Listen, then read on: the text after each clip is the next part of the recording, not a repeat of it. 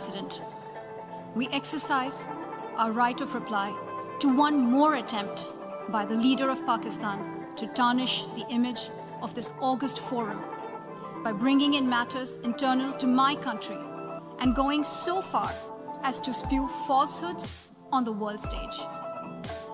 While such statements deserve our collective contempt and sympathy for the mindset of the person who utters falsehood repeatedly, I am taking the floor to set the record straight. Regrettably, this is not the first time the leader of Pakistan has misused platforms provided by the UN to propagate false and malicious propaganda against my country, and seeking in vain to divert the world's attention from the sad state of his country, where terrorists enjoy free pass while the lives of ordinary people, especially those belonging to the minority communities, are turned upside down.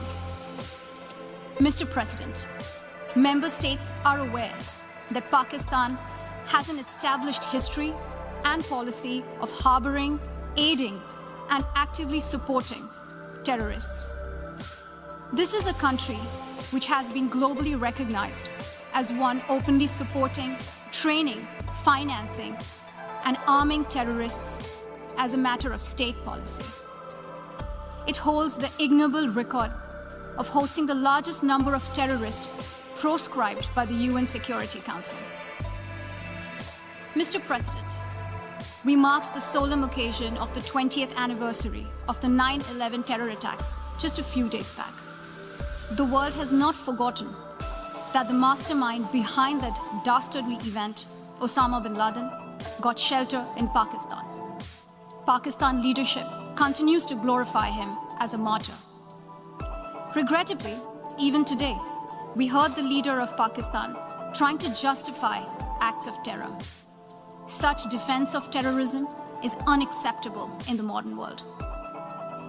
We keep hearing that Pakistan is a victim of terrorism. This is the country which is an arsonist disguising itself as a firefighter.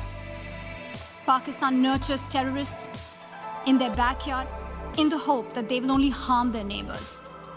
Our region, in fact, the entire world, has suffered because of their policies. On the other hand, they are trying to cover up sectarian violence in their country as acts of terror. Mr. President, this is also the country that still holds the despicable record in our region of having executed a religious and cultural genocide against the people of what is now Bangladesh. As we mark the 50th anniversary this year of that horrid event in history, there is not even an acknowledgement, much less accountability. Today, the minorities of Pakistan, the Sikhs, the Hindus, the Christians, live in constant fear and state-sponsored suppression of their rights. This is a regime where anti-Semitism is normalized by its leadership and even justified. Dissenting voices are muzzled daily, and enforced disappearances and extrajudicial killings are well documented. Mr. President, unlike Pakistan, India is a pluralistic democracy with a substantial population of minorities who have gone on to hold highest offices in the country, including as President, Prime Minister, Chief Justices, and Chiefs of Army Staff. India is also a country with a free media and an independent judiciary that keeps a watch and protects our constitution.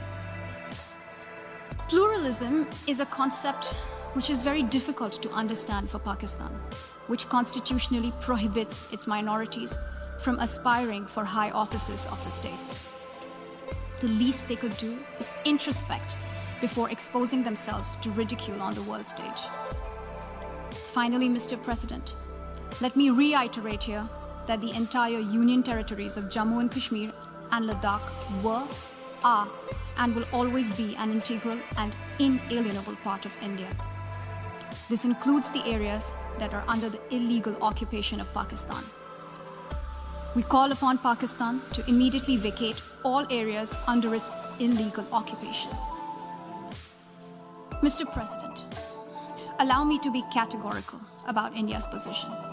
We desire normal relations with all our neighbors, including Pakistan. However, it is for Pakistan to work sincerely towards creating a conducive atmosphere, including by taking credible, verifiable, and irreversible actions to not allow any territory under its control to be used for cross-border terrorism against India in any manner. I thank you, Mr. President.